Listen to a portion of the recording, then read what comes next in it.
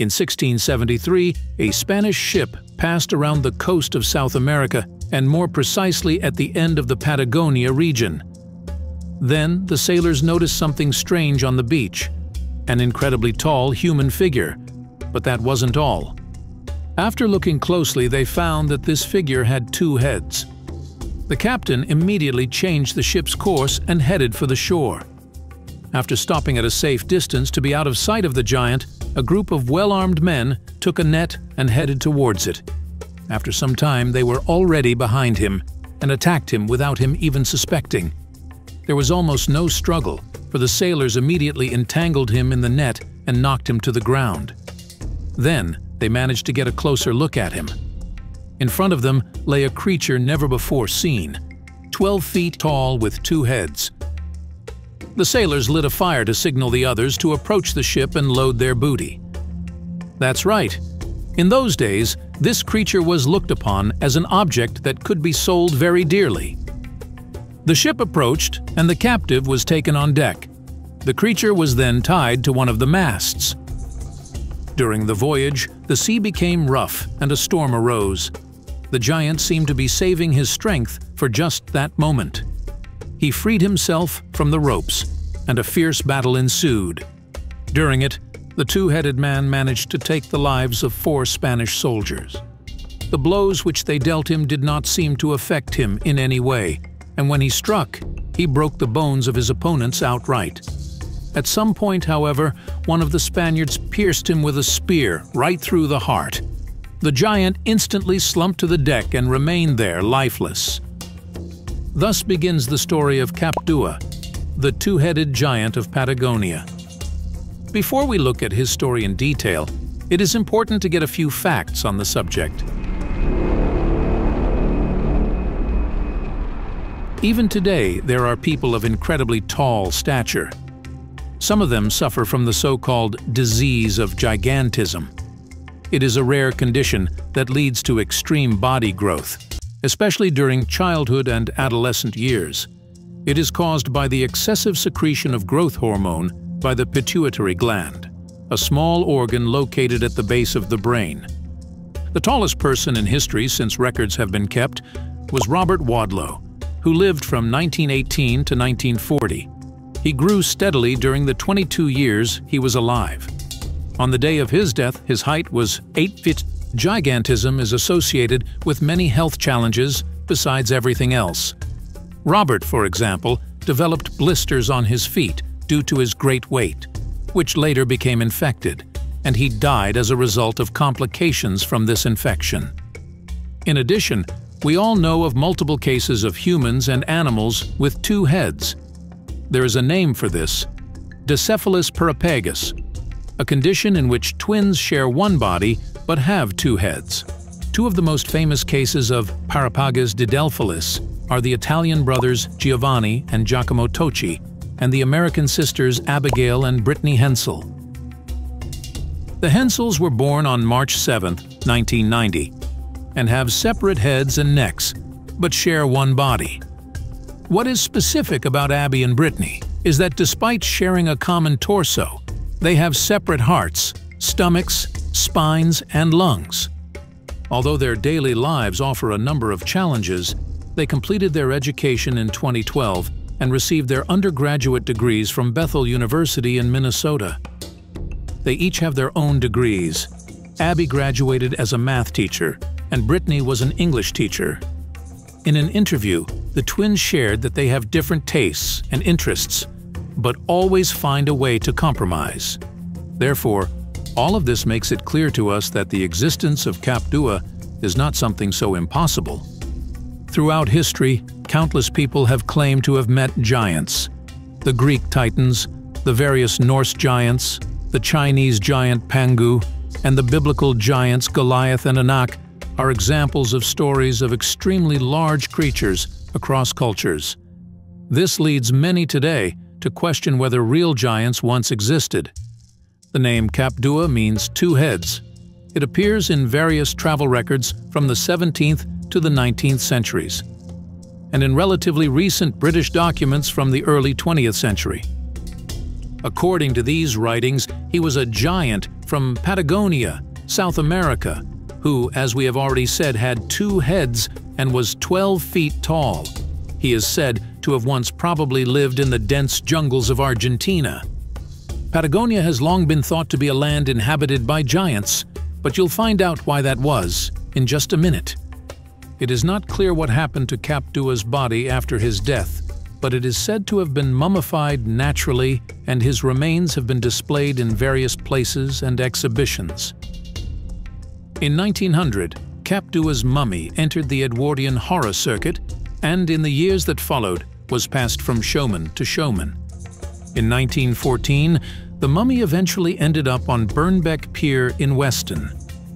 This is evidenced in the 1931 book Diary of a Crustacean by John Fothergill, an English hotelier and entrepreneur who visited the pier and became fascinated by Kap Dwa.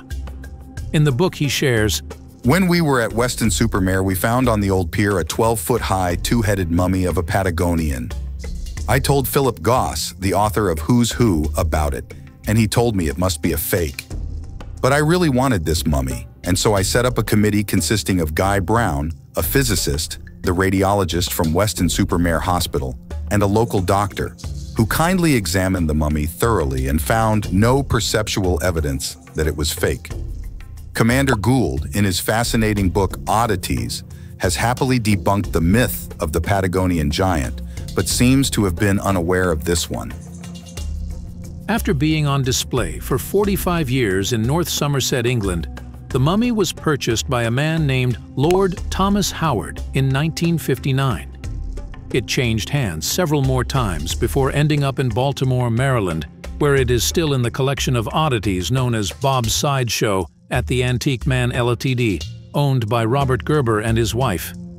While many believe that the mummified remains of Kap Dwa are a hoax, the truth of this legend actually remains a mystery to this day. Going even further back in time, early European explorers described a race of giant humans living in Patagonia. They supposedly reached heights twice the normal human height, with some reports indicating heights of 13 to 15 feet, or even more. Stories of these people continued to influence European perceptions of the region for nearly 300 years. The first mention of these giants comes from the voyage of Ferdinand Magellan and his crew, who claimed to have seen the Patagonian giants while exploring the coastline of South America on their way to the Maluku Islands on their circumnavigation of the world in the 1520s. Antonio Pigafetta, one of the few survivors of the expedition and the chronicler of Magellan's voyage, recorded in his diary their encounter with the natives, who were twice the height of an ordinary man.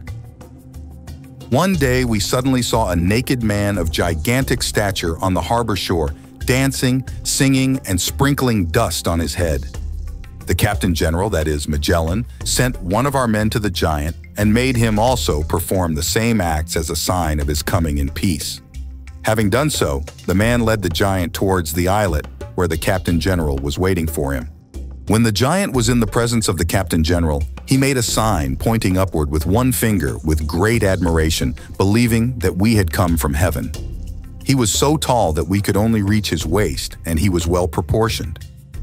Pigafetta also notes that Magellan called these people Patagao, that is, Patagon or Patagoni, but does not explain in detail the reasons for this. Subsequently, the suggestion emerged that the name was derived from the word pata, foot, and Patagonia was interpreted as land of big feet. However, the etymology remains questionable, as the meaning of the suffix "gon" is unclear. Today it is accepted that this most likely refers to a literary character in an early 16th century Spanish novel. However, the name Patagonia remains, as does the notion that the natives were giants. And although early cartographers sometimes ascribed to this region the label Regio Gigantum, region of the giants, today the Patagonian racial type of the Mongoloid race is of short average stature.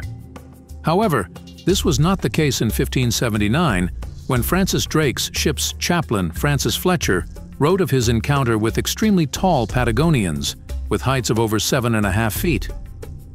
11 years later, Anthony Knievet claimed to have seen dead bodies 12 feet long in Patagonia. In the same year, William Adams, an Englishman aboard a Dutch ship passing through Tierra del Fuego, reported an encounter between his ship's crew and unnaturally tall, hostile natives.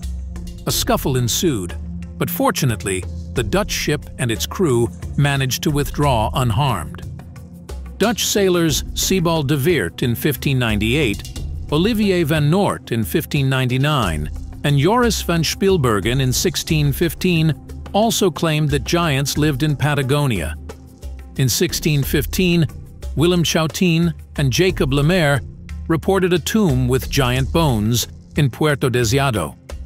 In 1766, on HMS Dolphin's return to Britain, a rumor spread that the crew under Commodore John Byron had seen a tribe of 9-foot natives in Patagonia during their circumnavigation of the world. However, when the redacted version of the voyage account appeared in 1773, the Patagonians were recorded as being 6 feet 6 inches tall, which, especially by 18th century standards, portrayed them as extremely tall, but by no means giants. Later writers came to regard the Patagonian giants as a hoax, or at least exaggerated and misreported in early European accounts of the region. Is it possible, after all, that there were real giants in Patagonia and that Kap Dwa is evidence of this? How did so many people get their notes and perceptions wrong? And the more important question is, what happened to these giants? Time and again, human cruelty and unscrupulousness have wiped out entire species. Or perhaps it is something else? Let us know your thoughts in the comments.